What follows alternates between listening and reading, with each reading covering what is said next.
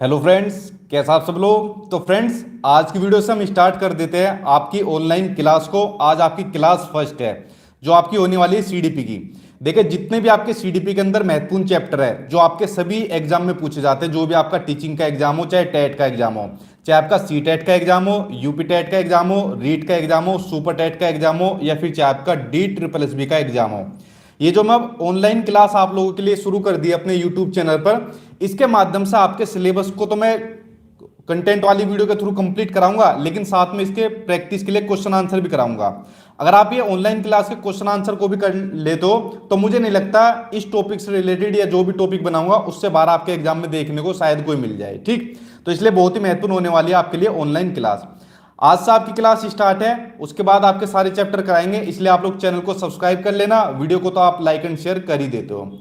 उसके अलावा जिन बच्चों को अपने रीट या फिर सीटेट के नोट्स चाहिए तो ये वाला व्हाट्सअप नंबर दिया हुआ है, इस पर मैसेज करना। आपको जो भी नोट्स चाहिए होगा, रीट का चाहिए तो रीट मिल जाएगा, और सीटेट का चाहिए तो सीटेट का आपको नोट्स मिल जाएगा। इन नोट्स को कर लेना, ये आपको आपका एग्जाम पास करा देंगे, क्योंकि इसके अंदर आपको सभी प्रीवियस ईयर के क्वेश्चन पेपर या जितने भी टेट के अंदर क्वेश्चन आंसर है या फिर सी टेट के क्वेश्चन आंसर है वो सब इंक्लूड मिलेगा। एनसीईआरटी किताबों का कंटेंट चाहे आरबीएससी किताबों का कंटेंट इन नोट्स के अंदर मिलेगा, और नए सिलेबस के अकॉर्डिंग जो महत्वपूर्ण थ्योरी है, कंटेंट है, वो सब नोट्स के अंदर प्रोवाइड किया हुआ है। जिसका रेट का एग्जाम हो रेट का ले लेना, जिसका सी टेट का एग्जाम हो वो आप लोग सी टेट का ले लेना। तो चलिए स्टार्ट करते हैं आज आपकी पहली क्लास को, जो होने वाली है आपकी जीन प्याजे से संबंधित। जीन प्याजे का ऐसा टॉपिक है, वेरी वेरी इंपोर्टेंट लगा लेना।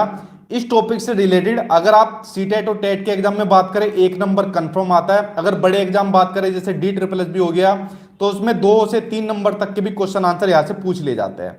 तो चलिए स्टार्ट कर देते हैं अब आपकी क्लास को। जी फ्रेंड्स, मैं ठीक हूं, आई होप आप लोग भी सब ठीक होंगे, और अपना ध्यान रखिए। और साथ में आप लोगों के लिए चैलेंज है, और देखते हैं आज की वीडियो के अंदर आप लोग कितने क्वेश्चन को सोल्व करते हैं। और आज की वीडियो के अंदर पता चलेगा कौन बच्चा टॉप करेगा। नेक्स्ट वीडियो में उस बच्चे को कमेंट को मैं बताऊंगा जो जो बच्चा टॉप करता जाएगा। ईमानदारी से स्कोर बताना, चाहे आपका 0 भी स्कोर हुआ कोई बात नहीं, लेकिन ईमानदारी से स्कोर बताना, ठीक है। चलिए पढ़ते हैं पहला क्वेश्चन। पहला क्वेश्चन आपको दिया हुआ है, अकॉर्डिंग टू जीन प्याजे। जीन प्याजे के अनुसार 2 से 7 वर्ष के बीच का बच्चा संज्ञानात्मक विकास की डैश अवस्था में है, वो आपको बताना है। देखिए पहला क्वेश्चन तो इससे यही बन गया आपका। जो जीन प्याजे थे, इन्होंने संज्ञानात्मक विकास का सिद्धांत दिया था, जिसको कॉग्निटिव डेवलपमेंट थ्योरी के नाम से जाना जाता है। 1 नंबर का क्वेश्चन कई बार एग्जाम में आपके पूछा जा चुका है, चाहे कोई भी टीचिंग का एग्जाम हो। उसके बाद दूसरा क्वेश्चन आपके लिए बनता है कि किस मनोवैज्ञानिक ने बौद्धिक विकास की 4 अवस्थाएं बताई है। यह वाला क्वेश्चन बहुत बार रिपीट हुआ है आपके एग्जाम के अंदर। तो बौद्धिक विकास की कितनी अवस्थाएं बताइए? 4 अवस्थाएं बताइए। और किन्होंने बताई है? वो बताइए जीन प्याजे ने। दूसरा क्वेश्चन ये आपका बन गया। अब क्वेश्चन में आपसे पूछा है कि जो इनका टाइम पीरियड है, जो ये 4 अवस्था है, इसका टाइम पीरियड है कि 2 से लेकर 7 वर्ष तक के बच्चा किस अवस्था में होगा। देखिए ये चारों अवस्थाएं आपको अपनी स्क्रीन पर दिख रही है। से 11 हो जाएगी आपकी कॉन्क्रीट, और फॉर्मल हो जाएगी 11 से ऊपर वालों के लिए, ठीक है। ये आपकी चारों स्टेज होगी। वेरी वेरी इंपोर्टेंट लगाना इस क्वेश्चन के आगे, यहां से आपके एग्जाम में जरूर देखने को मिलेगा ये वाला क्वेश्चन। चलिए बात करते हैं अब अगले क्वेश्चन की ओर। दूसरा क्वेश्चन देखते हैं। पहला क्वेश्चन सभी ने सही दिया था, तभी पता चलेगा आज कौन टॉप करता है। दूसरा क्वेश्चन आपको दिया हुआ है कि निम्नलिखित व्यवहारों में से कौन सा जीन प्याजे के द्वारा प्रस्तावित मूर्त संक्रियात्मक अवस्था है। यहां पर कौन सी स्टेज दे दी आपको? कॉन्क्रीट ऑपरेशनल स्टेज दे दी। इसको विशेषित करता है। अच्छा क्वेश्चन है, देखिए। पहला परिकल्पित निगमनात्मक तर्क यानी डिडक्टिव रीजनिंग की बात हुई है, या फिर साध्यात्मक विचार। दूसरा संरक्षण यानी कंजर्वेशन या फिर क्लास इंक्लूजन। तीसरा है आपका आस्थगित अनुकरण या फिर पदार्थ स्थायित्व, जिसको ऑब्जेक्ट परमानेंस के नाम से जाना जाता है। फोर्थ प्रतीकात्मक खेल या फिर उसके साथ विचारों की अनुत्कर्णीयता। बताइए सही आंसर आपका क्या होगा। बहुत ही अच्छा क्वेश्चन है, महत्वपूर्ण क्वेश्चन है। देखिए क्वेश्चन को पढ़िए। स्टेज पूछिए आपकी कॉन्क्रीट ऑपरेशनल स्टेज, यानी बच्चा होगा इसमें 7 साल से लेके 11 साल तक का इसके अंदर बच्चा होगा, ठीक। अब उसके अंदर परिकल्पित निगमनात्मक तर्क, ये होती है आपकी फॉर्मल स्टेज के अंदर। तो ये वाला ऑप्शन तो आपका होने से रहा। अगर इसकी जगह आगमनात्मक होता, ठीक है, तो आगमनात्मक यानी इंडक्टिव रीजनिंग, तो आपका सही होता। लेकिन यहां पर आया आपका डिडक्शन रीजनिंग, ठीक है, तो ये ऑप्शन आपका गलत हो गया पहला। दूसरा ऑप्शन देखिए, दूसरा ऑप्शन है आपका संरक्षण यानी कंजर्वेशन, बिल्कुल सही। कॉन्क्रीट ऑपरेशनल स्टेज में होता है कंजर्वेशन। अब कंजर्वेशन को आप लोग समझिए, आखिरकार संरक्षण क्या होता है। देखिए जीन पियाजे ने एक प्रयोग किया था, उसी प्रयोग को मैं आपको बताता हूं। इन्होंने क्या काम किया, ये ऐसे 2 गिलास या 2 बीकर ले लिए, ठीक। अब इनमें क्या काम करा, इन्होंने बराबर बराबर पानी भर लिया। अब बच्चों को दिखाया गया तो बच्चों से पूछा कि इनमें कितना पानी है, किसमें ज्यादा किसमें कम है, तो बच्चों ने कहा दोनों में बराबर है, क्योंकि दोनों की क्वांटिटी सेम थी। उसने कहा अच्छा एक काम करते हैं, अब इन्होंने एक तो बीकर ले लिया ये, और दूसरा ले दिया लंबाई में बड़ा, और पानी इनमें भी सेम ही था। लेकिन यहां पर क्या मात्रा आ गया, यहां पर देखे क्वेश्चन को, उसको ध्यान से समझना, इसमें बच्चा क्वांटिटी को ज्यादा देखेगा, शेप से उसको मतलब नहीं रहेगा। यानी जो चीज उसे ज्यादा दिखाई देगी उस चीज को पकड़ेगा। अब यहां पर ज्यादा दिखाई दे रही है, उसको पता नहीं है दोनों इक्वल है, लेकिन वो ज्यादा वाली को पकड़ेगा, ना कि इसको। कभी आप देख लेना, बच्चे के सामने बहुत सारे लड्डू रख के देख लेना, मान लीजिए ये डब्बा है कोई, इस डब्बे के अंदर बहुत सारे आपने लड्डू रख दिए, और दूसरी तरफ बहुत सारे लड्डू आपने खुले छोड़ दिए, तो बच्चा सबसे पहले इन खुले वालों को देखेगा, क्योंकि बच्चों को क्वांटिटी से मतलब है, शेप से मतलब कोई नहीं रहता। तो ये होता है आपका कंजर्वेशन, जिसको बोला जाता है संरक्षण। बहुत बार आपके एग्जाम में पूछा गया है। और कक्षा का समावेशन तो इस क्लास का बच्चा वैसे ही कर लेगा। तो आंसर आपका क्या हो जाएगा, सेकंड ही आंसर आपका सही हो जाएगा। चलिए बात करते हैं अब आपके दूसरे क्वेश्चन की ओर। अच्छा क्वेश्चन था ये वाला आपका। हाँ भाई, लड्डू ही लिया एग्जाम्पल, कुछ भी ले सकते हो आप, लड्डू, पानी, चॉकलेट ले सकते हो। आगे देखिए, इस क्वेश्चन के ऊपर लगाओ वेरी वेरी इंपोर्टेंट। कोई भी आप एग्जाम दे लो, यहां से देखने को आप जरूर मिल जाएगा। क्वेश्चन आपको दिया हुआ है कि अकॉर्डिंग टू जीन पियाजे के अनुसार निम्नलिखित में कौन सी अवस्था में बच्चा अमूर्त संकल्पनाओं, यहां पर ध्यान से समझना क्वेश्चन को, यहां पर पूछा है अमूर्त संकल्पनाओं के विषय में तार्किक चिंतन करना स्टार्ट कर देता है। कॉन्क्रीट में, फॉर्मल में, सेंसरी मोटर स्टेज में, या फिर प्री ऑपरेशनल स्टेज में। बताइए सही आंसर आपका क्या हो जाएगा। ये वाला क्वेश्चन बहुत ही अच्छा क्वेश्चन है।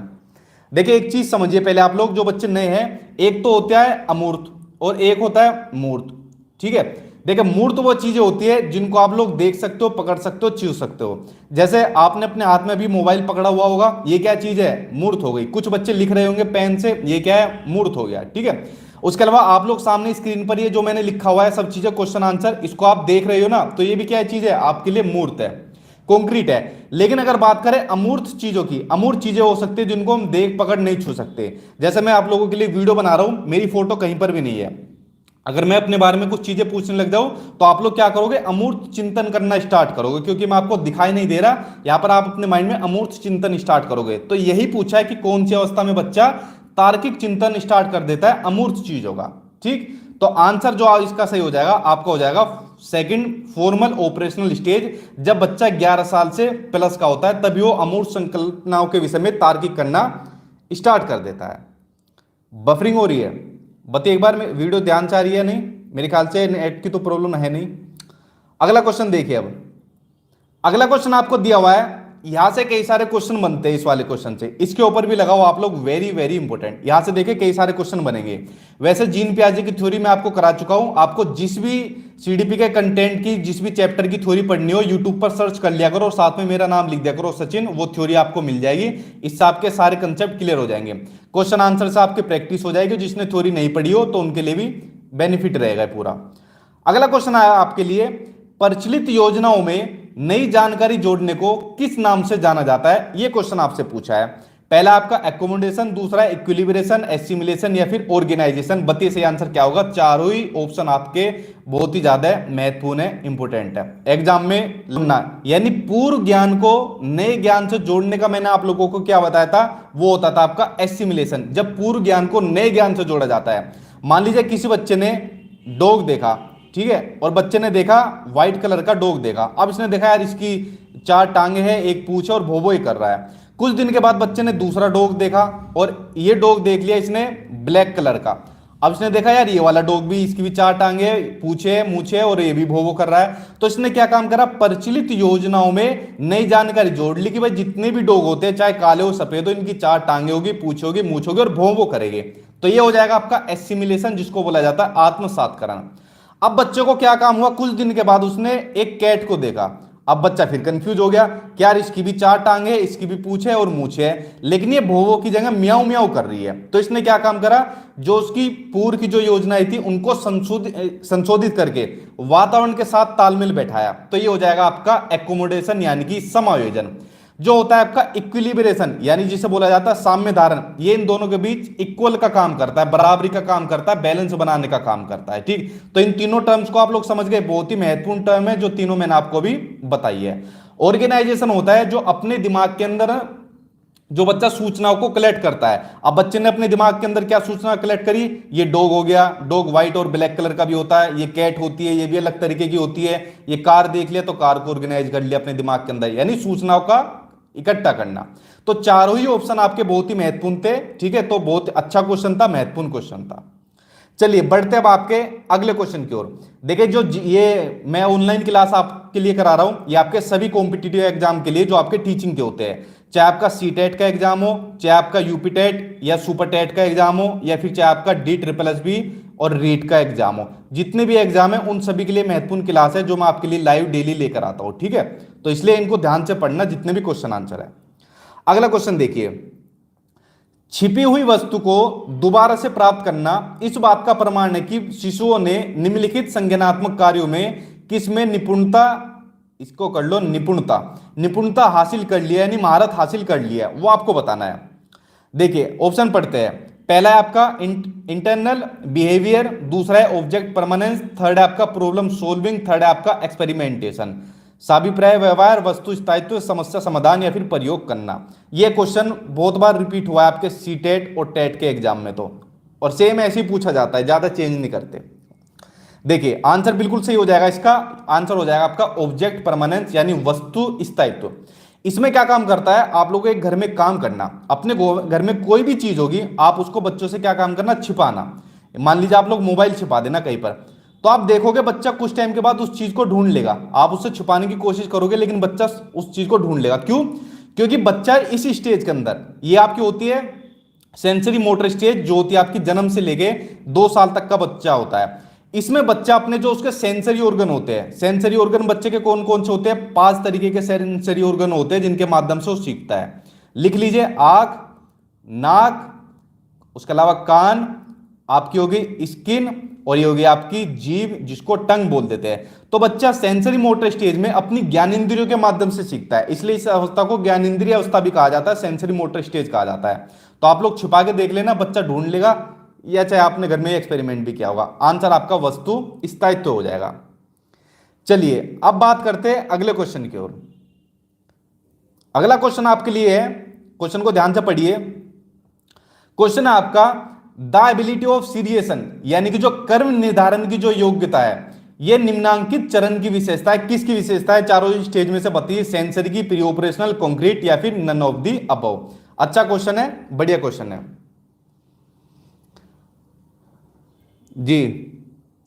वीडियो क्लियर नहीं है मेरे ख्याल से, तो क्लियर चल रहा है, एक बार आप अपनी क्वालिटी को बढ़ाइए तो आपको क्लियर दी जाएगी। ठीक है, और टंग की स्पेलिंग सही लिखी है वंदना जी, आपने टंग की स्पेलिंग गलत लिखी है। देखिए यहां पर बात हो रही है सीरिएशन, यानी कि कर्म जब बच्चा 7 साल से लेके 11 साल तक का होता है। ठीक, यहां तक समझे? अब इसमें बच्चा चीजों को सीरियल ऑर्डर में लगाना सीख जाता है। सीरियल ऑर्डर में लगाना कैसे सीख जाता है बच्चों? देखिए, एक बच्चों को आप चॉकलेट दो जो इस स्टेज का नहीं है, इससे पिछली का है, तो चॉकलेट को बच्चा क्या काम करेगा, किसी को छोटी को कर देगा पहले, फिर बड़ी कर देगा, फिर छोटी कर देगा, फिर बड़ी कर देगा, फिर और छोटी कर देगा। तो सीरियल से लगाना नहीं सीख पाता। ठीक है, जो आपका कंक्रीट से पहले की स्टेज होती है। लेकिन जो आपकी कंक्रीट के अंदर जो स्टेज होती है उसमें बच्चा सीरियल से लगाना सीख लेता है। आप उसको चॉकलेट दे दो, वो उसको सीरियल से लगाएगा, पहले ये साइज में छोटी है, फिर ये बड़ी हो जाएगी, फिर उससे बड़ी ये हो जाएगी, फिर उससे बड़ी ये हो जाएगी। तो इस तरीके से बच्चा सीरियल में लगाना शुरू कर देता है। ये होता है आपका कंक्रीट में। आंसर आपका थर्ड सही हो जाएगा। ठीक है, चलिए बात करते हैं अब आपके नेक्स्ट क्वेश्चन की ओर। नेक्स्ट क्वेश्चन आपको दिया हुआ है, इसको ध्यान से देखिए। वातावरण के साथ प्रत्यक्ष अंतःक्रिया के द्वारा स्कीम का निर्माण क्या है, वो आपको बताना है। कि building schemes through direct interaction with environment is known as. संगठन यानी आपका ऑर्गेनाइजेशन, दूसरा इक्विलिब्रेशन, तीसरा एडेप्टेशन, फोर्थ ईगो सेंट्रिसिज्म, अहम केंद्रिता। चारों ही ऑप्शन आपके महत्वपूर्ण है, चारों के बारे में मैं बता चुका हूं, आपका इक्विलिब्रेशन के बारे में और ऑर्गेनाइजेशन के बारे में। अब बाकी क्या आप लोग बताइए। देखिए यहां पर बात हो रही है वातावरण के अनुसार खुद को ढालना। मैंने क्या बताया था? वातावरण के अनुसार खुद को ढालना। यह चीज क्या होती है? ये होता है आपका अनुकूलन, एडेप्टेशन। अब मान लीजिए आप लोग तैयारी कर रहे हो जॉब की, अब आपके दोस्त यारों ने आपका दिमाग भटकाया, अरे यार जॉब वो में क्या करेगा, छोड़ मैं तुझे कुछ और ट्राई करता हूँ, तो आपको मान लो गलत संगति में बता देगा, या फिर आपको कोई प्राइवेट जॉब के लिए प्रेरित करेगा। तो मान लीजिए प्राइवेट जॉब के लिए प्रेरित करा उसने आपको और सारी चीज बताई, दे कितनी इसमें इतनी अच्छी सैलरी मिली है, कब तक नौकरी की तैयारी करता रहेगा, कब तक ताने खाता रहेगा। तो आपने क्या काम करा, चलिए यार प्राइवेट जॉब में हम ट्राई कर लेते हैं, सैलरी तो अच्छी खासी मिली रही है, देखा जाएगा। तो यहां पर आपने वातावरण के अनुसार खुद को ढालना शुरू कर दिया, तो यही होता है आपका अनुकूलन यानी कि एडेप्टेशन। लेकिन मेरी एक पर्सनल राय है, जब तक मेहनत अपना करनी है गवर्नमेंट जॉब की करिए, प्राइवेट जॉब के लिए तो पूरी जिंदगी बाकी है, ठीक है। तो आंसर इसमें हो जाएगा आपका एडेप्टेशन। इनके बारे में मैं पहले बता चुका हूं ऊपर के क्वेश्चन में, ईगोसेंट्रिसिज्म का अगले क्वेश्चन में बताता हूं। चलिए देखते हैं अब आपका अगले क्वेश्चन। अगला क्वेश्चन आपको दिया हुआ है, इसको देखिए कि जब एक बच्चा केवल अपने अनुसार दुनिया को देखता है और दूसरों के नजरिए की सराहना करने में सक्षम नहीं होता, तो इसको क्या कहते हैं? अहम केंद्रित वृत्ति, केंद्रीकरण, अंतः प्रज्ञात्मक विचार, या फिर इनमें से कोई नहीं? बताइए सही आंसर क्या होगा जी। देखिए अब इसमें क्या करता है इस स्टेज के अंदर, आंसर देखिए, आंसर बताता हूं। आंसर है इसमें आपका पहला, अहम केंद्रित अवस्था, ईगोसेंट्रिसिज्म। इसमें क्या होता है, इसमें बच्चा सिर्फ वो देखता है जो उसे अच्छा लगता है, बच्चा केवल अपने अनुसार दुनिया को देखता है। अगर बच्चे को ये वाली आइसक्रीम पसंद है, ये वाली कंपनी की आइसक्रीम पसंद है, तो वो ये मानता है पूरी दुनिया को, उसके मम्मी पापा को, सभी को ये वाली आइसक्रीम ही खाना चाहिए क्योंकि ये अच्छी होती है। तो अपने अकॉर्डिंग दुनिया को देखता है, दूसरे के नजरिए को नहीं देखता, ठीक। तो आंसर इसमें आपका क्या हो जाएगा, एम केंद्रित, आपका आंसर सही हो जाएगा। अब बच्चे की जगह कुछ बड़े भी होते हैं। अब बड़े क्या काम करते हैं, देखिए जब शादी के अंदर आप लोग जाते हो, जो आप वीडियो देख रहे हो, चाहे लड़का हो या लड़की हो, तो खूब अच्छे तरीके से बन ठन के जाते हो, ठीक। क्या वो मुझे देखेगा या वो मुझे देखेगी। अब बेसिकली शादी में होता क्या है, देखता कोई एक दूसरे को इतना है नहीं, चाहे कितने आप लोग स्टाइल मार लो, ठीक है, वो वरना ज्यादातर देखते दूल्हे और दुल्हन को देखते हैं। तो यहां पर आप लोग भी क्या काम करो, बच्चों की तरह यहां पर अहम केंद्रिता दिखा रहे हो कि जो कुछ मैं सोच रहा हूं पूरी दुनिया मुझे ही देख रही है, मैं अच्छा बन के आया हूं, बन के आई हूं, तो समझ लो पूरी दुनिया यही कह रही है, सबसे बढ़िया यही है। तो समझ गए आप इसके बारे में, आंसर हो जाएगा आपका अहम केंद्रित वृत्ति हो जाएगा, ठीक। देखिए इसमें एक चीज आप और देखिए, एक होता है आपका केंद्रीकरण यानी सेंट्रलाइजेशन, और एक होता है आपका डिसेंटरिंग। अब देखिए इसके बारे में देखिए, केंद्रीकरण में बच्चा क्या काम करता है, सिर्फ एक चीज के ऊपर फोकस करता है, यानी किसी चीज की एक विशेषता के ऊपर फोकस करेगा। कैसे, मान लीजिए आपने बच्चों को कोई मोबाइल फोन दे दिया, और मोबाइल फोन बच्चों को दे दिया, तो मोबाइल फोन के अंदर बच्चा सिर्फ एक ही चीज से मतलब रखेगा कि गेम कैसे खेला जाएगा, या उसके अंदर कैमरा कैसे चला जाएगा, फोटो खींचो, बाकी उसे कोई मतलब नहीं है, उससे कॉल भी कर सकते हैं, कैलकुलेटर का काम कर सकते हैं। लेकिन एक होता है डिसेंटरिंग, ठीक है, ये आपकी ऊपर की अवस्था में हो जाएगा। इसमें मोबाइल के बारे में सारी चीजें बच्चा सीख जाएगा, यानी एक चीज के खाली एक फीचर के बारे में नहीं सोचेगा, उसके सभी एस्पेक्ट, सभी पहलुओं के बारे में सोचेगा। तो ये भी महत्वपूर्ण आपका ऑप्शन था जो कब एग्जाम में पूछा जाता है। चलिए बात करते हैं अब आपके अगले क्वेश्चन की ओर। अगला क्वेश्चन आपको दिया हुआ है कि पियाजे के अनुसार जो बच्चों का चिंतन है, यानी जो बच्चों की थिंकिंग होती है, वो वयस्कों यानी जो बड़े होते हैं उनसे डैश में भिन्न होता है बजाय डैश के। आपको आंसर बताना क्या होगा, मात्रा, प्रकार, आकार, मूर्त, परकता, प्रकार, मात्रा, आकार, या फिर किस्म। बताइए सही आंसर क्या होगा। शादी में खूब देखते हैं, तो सब अपनी तरफ से बेस्ट करके जाते हैं तैयारी करके, ठीक है। अब सभी को ये लगता है कि अब हर कोई हमको ही देखेगा। देखिए इसमें क्वेश्चन को ध्यान से समझना, उसमें पूछा है अकॉर्डिंग टू जीन पियाजे, इसमें किसी और के अनुसार नहीं पूछा, जीन पियाजे के अनुसार पूछा है। तो जीन पियाजे ने यह कथन कहा था कि जो बच्चों का चिंतन होता है, तो वो वयस्कों में क्या होता है, वो प्रकार में भिन्न होता है, यानी काइंड में भिन्न होता है। बच्चों का चिंतन, जो बड़े होते हैं वो अलग तरीके से सोचते हैं, और छोटे बच्चे अलग तरीके के सोचते हैं बजाय मात्रा में। आंसर आपका तीसरा हो जाएगा। अभी आपको एक आगे क्वेश्चन भी देखने को मिलेगा। तो जीन पियाजे ने कहा था कि जो बच्चों का चिंतन है वो वयस्कों की तुलना में अधिक महत्वपूर्ण है, ठीक है, ज्यादा कारगर इन्होंने बताया था। अभी आपको क्वेश्चन देखने को मिलेगा, और ये क्वेश्चन तो कई बार एग्जाम में पूछा गया है, जो मैंने अभी आपके लिए कराया है। अगला क्वेश्चन देखिए। अब अगला क्वेश्चन है आपका कि बच्चों के संज्ञानात्मक विकास के संदर्भ में 2 नंबर पक्के दिला जाएगा, और यह भी कंफर्म होता है, लगभग 100% ही मान के चलिए कि आपके एग्जाम में यहां से क्वेश्चन पूछे जाएंगे, ठीक है, इसलिए इतना महत्वपूर्ण चैप्टर है। तो बताइए कौन सा कंसेप्ट है। पहला स्कीमा, दूसरा अवलोकन अधिगम यानी ऑब्जर्वेशनल लर्निंग, तीसरा अनुबंधन, फोर्थ रेनफोर्समेंट यानी कि प्रबलन। जी बिल्कुल सही भाई। आंसर आपका क्या हो जाएगा इसके अंदर? आंसर आपका सी हो जाएगा स्कीमा, आंसर आपका सी हो जाएगा। अब देखिए स्कीमा क्या होता है। स्कीमा को बोलते हैं सेट ऑफ नॉलेज। इसको चाहे आप लोग लिख भी सकते हो क्योंकि बहुत बार ये क्वेश्चन में आता है, एग्जाम में आता है। तो स्कीमा को बोला जाता है सेट ऑफ नॉलेज, इसको बोला जाता है ज्ञान का संगठन कहा जाता है। अब इसके अंदर क्या होता है कि जो हमारा और आपका जो माइंड है, जो आदमी का मानव का जो माइंड है, उसमें कुछ चीजें पहले से स्टोर होती है। मैंने आपको ऑर्गेनाइजेशन के बारे में बताया था कि बच्चे ने अपने दिमाग में डॉग को फिट किया, फिर उसने कैट को फिट करा, फिर कार को। इस तरीके से अपने दिमाग के अंदर इंफॉर्मेशन को कलेक्ट करता है। किसके अंदर? ऑर्गेनाइजेशन के अंदर। तो उसके दिमाग में जो चीजें पहले से स्टोर है वह उनका यूज करके किसी विषय के प्रति एक धारणा बना लेगा, एक कंसेप्ट बना लेगा कि ये डॉग है और ये डॉग बोबो भी करता है, कभी काट भी लेता है, और तो इस तरीके से धारणा बना लेता है। और ठीक है, तो इसी को कहा जाता है स्कीमा कहा जाता है। कभी कभी आपने देखा होगा बच्चों को आप लोग दूध भी दोगे तो बच्चा क्या काम करेगा, उसके माइंड में सिर्फ दूध की फोटो बनी हुई है, दूध उसने ऑर्गेनाइज किया हुआ है अपने माइंड के अंदर, तो दूध को भी वो पानी बोलेगा या फिर कहेगा कि मुझे मम दे दो, क्योंकि उसे पता ही नहीं है दूध अलग है और पानी अलग है। ठीक, तो ये हो गया आपका स्कीमा, आंसर पहला सी हो गया। चलिए बढ़ते हैं अब आपके अगले क्वेश्चन की ओर।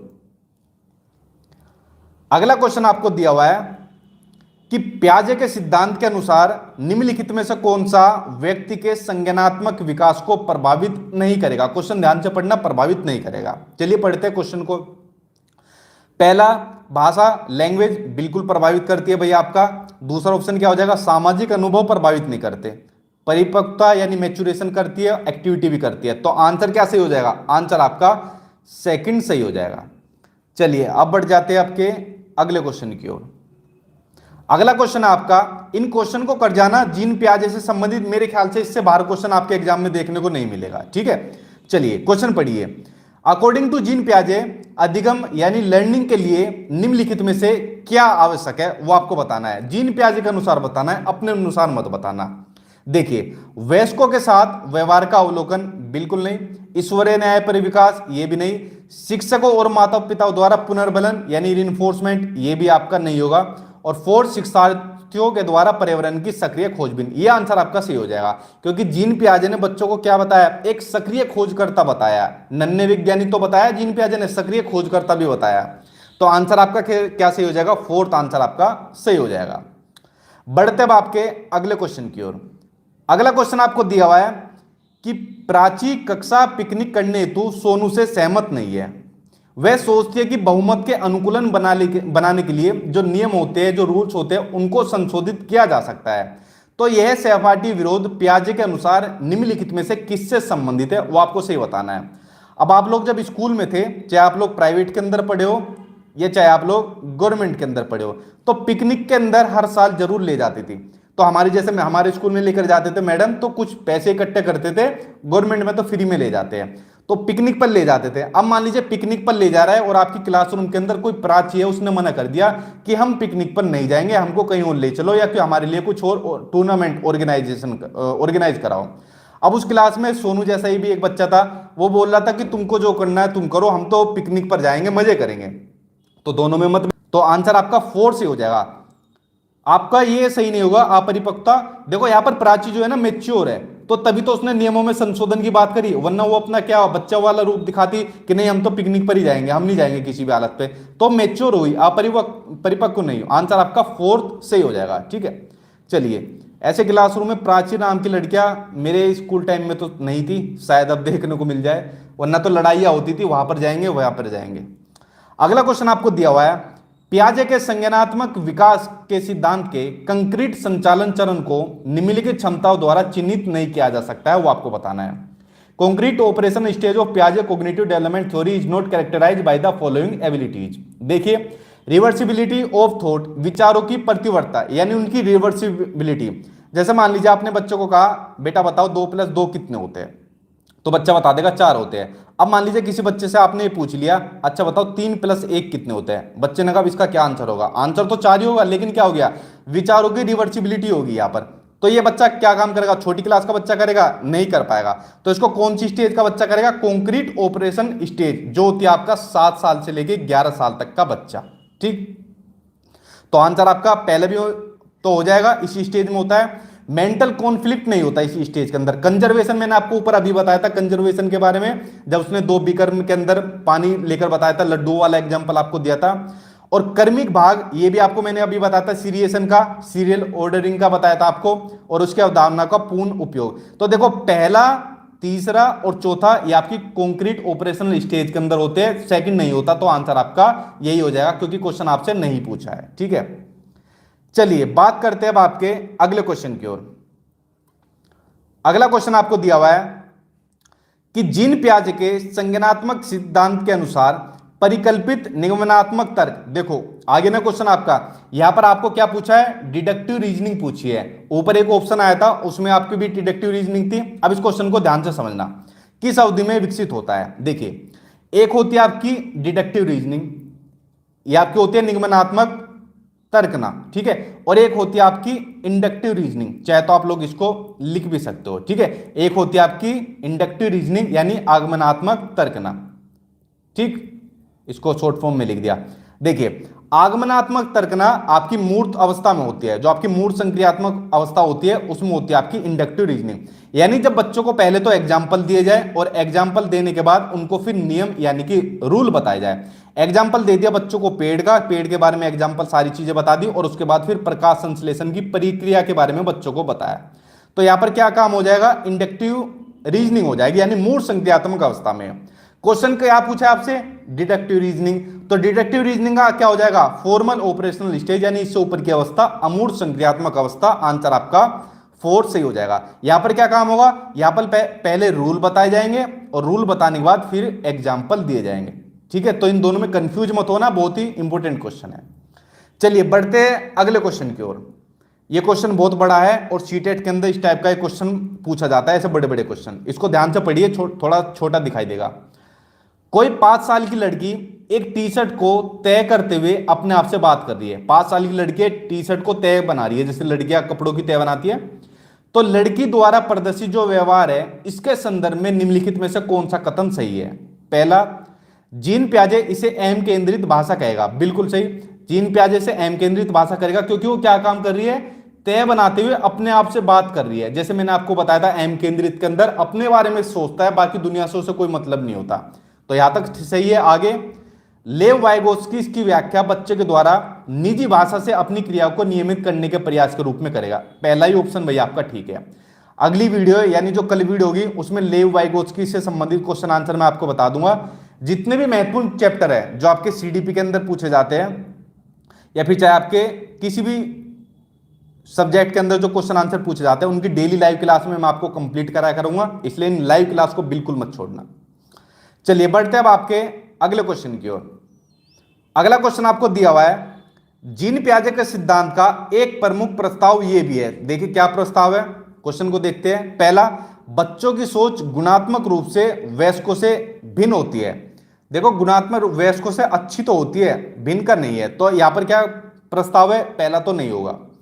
दूसरा, बच्चों की सोच वयस्कों से निम्न होती है, तो निम्न भी नहीं बताया मैंने आपको, यह भी नहीं होगा। वयस्कों की सोच, बच्चों की सोच वयस्कों से बेहतर होती है। तीसरा ये आंसर आपका सही हो जाएगा। ठीक है, आंसर 3rd सही हो जाएगा। बढ़ते अब आपके अगले क्वेश्चन की ओर। ये बहुत ही आसान क्वेश्चन है, आई होप इसका आंसर तो आप लोग सब दे दोगे, इसमें बिल्कुल मत अटकना। किसके विचार से बच्चे सक्रिय ज्ञान निर्माता तथा नन्हे वैज्ञानिक है जो संसार के बारे में अपने सिद्धांतों की रचना करते हैं। इसको तो कोई भी गलत मत दे देना, वरना तो इसमें क्या कर सकते हैं। बिल्कुल सही आंसर आपका जीन पियाजे, आंख बंद करके इसका आंसर दे दो। ठीक है भाई, व्हाट्सएप नंबर पर मैसेज करो, उस पर आपको नोट्स मिलेंगे। ठीक है, वीडियो के स्टार्टिंग और एंड में दिया हुआ है। अगला क्वेश्चन देखिए, जीन पियाजे के अनुसार किस अवस्था में बच्चा तार्किक रूप से अधिक सोचने लगता है। देखो यहां पर बच्चा लॉजिकली रूप से सोचता है, अपना लॉजिक लगाता है, और लॉजिक लगाना किस स्टेज में स्टार्ट कर देता है वो आपको बताना है। फॉर्मल, सेंसरी, कॉन्क्रीट या फिर प्री ऑपरेशनल। बते से आंसर क्या होगा जी। आंसर आपका बिल्कुल सही हो जाएगा, 3rd कॉन्क्रीट ऑपरेशनल स्टेज हो जाएगी। मूर्त होगा क्योंकि यहां पर बच्चा तार्किक रूप से यानी लॉजिकल रूप से चीजों के बारे में सोचना शुरू कर देता है। परिपक्वता नहीं आती है। अगर बात हो जाती है यहां पर परिपक्वता आ जाती है तो फिर आपकी क्या हो जाती है, फॉर्मल ऑपरेशनल स्टेज हो जाती है, अगर सोचने में परिपक्वता आ जाती है। ठीक है, या फिर एक साइंटिस्ट की तरह सोचने लगता तो आपकी फॉर्मल होती, लेकिन आंसर आपका थर्ड सही होगा। अगले क्वेश्चन की ओर बढ़ते हैं। अगला क्वेश्चन आपका कि निम्नलिखित में से कौन सा विकास होता जाता है। तभी तो उसने 4 स्टेज बताई थी कि इस स्टेज के अंदर जब बच्चा इतनी साल का होगा तो ये करेगा, जब इस स्टेज में पहुंचेगा तो ये करेगा। तो पहला भी आपका पॉजिटिव हुआ।